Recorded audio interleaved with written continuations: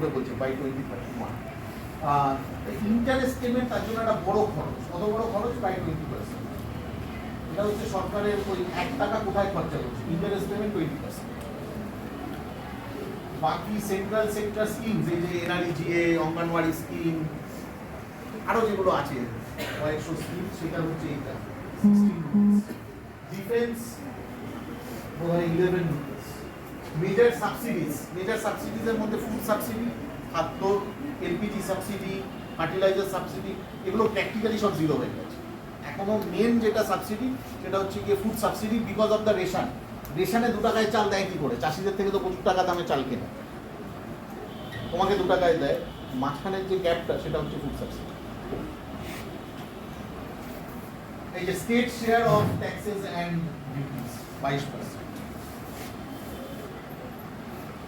এটা হচ্ছে tax GDP ratio, tax divided by GDP. এটা এই মুহূর্তে 2025-26 সালে 12% হবে, এখনই প্রায় 11.9। এটা হচ্ছে লাইনটা। এই যে ভাগটা, এটা হচ্ছে ডাইরেক্ট আর ইনডাইরেক্ট।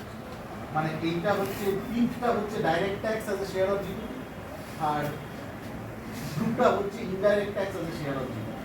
এখন অনেকটা বেটার হয়ে গেছে, ডাইরেক্ট ট্যাক্সটা ইনডাইরেক্ট ট্যাক্সের থেকে অ্যাকচুয়ালি অনেকটা বেশি, which is good. Direct tax should be greater than indirect tax.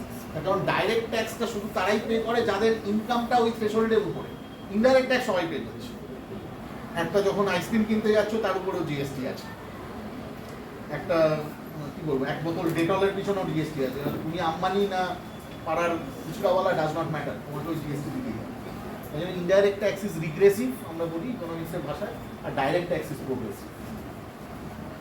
এটা ভালো, এটা খারাপ না। কিন্তু on the other hand, tax GDP ratio in India is 12% is one of the lowest in the world, particularly given the nature of an economy like India. এইটা হচ্ছে corporate versus income tax as a share of GDP.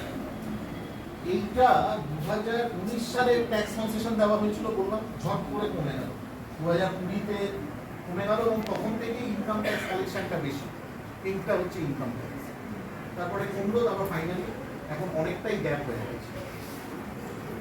Corporate tax as a share of জিডিপিটা practically stagnant হয়ে গেছে। তার মানে আমরা actually বড় বড় কর্পোরেট সেক্টর থেকে ট্যাক্স করছি না, মানে অনেক বেশি we are relying on salary earners income tax. এটা হচ্ছে expenditure as a share of GDP. কেন শেয়ার অফ জিডিপি, কেন এটাও গুরুত্বপূর্ণ। এখানে হচ্ছে মিডিয়া সবসময় বলবে 5 লক্ষ কোটি টাকা, 86,000 কোটি টাকা এনআরইজিএতে খরচা হয়েছে। 86,000 টাকাই অনেকে চোখে দেখে, 86,000 কোটি, ওটা এত বড় একটা নাম্বার যেটা লোকে মানে বোম্বাস্টেড হয়ে যাচ্ছে, আরে বাবা বিশাল টাকা খরচা হচ্ছে।